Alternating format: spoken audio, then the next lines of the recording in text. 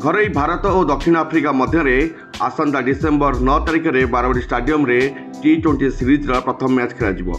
यही मैच को हाथगण दिन बाकी रही बेले ओसीए पक्षर मैच पर प्रस्तुति को जोरदार कराई क्रम में शुक्रवार एक प्रस्तुति बैठक आयोजित होता यह बैठक में विभिन्न प्रसंग में आलोचना होती तेज एथर दर्शक मैंने किपरि श्रृंखलित भाव टिकेट काटे यहाँ अधिक गुरुत्व दिया पूर्व टिकेट काटिया अनेक विशृंखला देखा मिलता दर्शक मैच उपभोग करने ओसीए और प्रशासन तत्परता देखा सहित पाक प्रस्तुति आरंभ कर आसंता मैच लगी साधारण दर्शक 5टी काउंटर खोल महिला लगी 2टी काउंटर पुरुषों लगी 2टी काउंटर रही बेले वीवीआईपी और कॉर्पोरेटर बॉक्स गोटे काउंटर खोल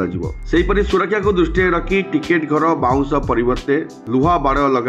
काउंटर घर सम्मुख में सीसीटीवी कैमेरा लगे योजना रही केतक गैलरी प्रशस्त पाखापाखि 3000 टिकेट ह्रास पाई केते टिकेट ऑनलाइन और ऑफलाइन में बिक्री हेबो एवं केते टिकेट ओसीआर अनुबंध संस्था को प्रदान करा जिवो ता आसंता रविवार दिन ओसीए पक्षरु स्पष्ट करा जिवो बोली ओसीए संपादक संजय बेहरा गणमाध्यम को प्रतिक्रिया कहिसेन। कटक रु विनोद दास का रिपोर्ट यूबीसी ओडिया।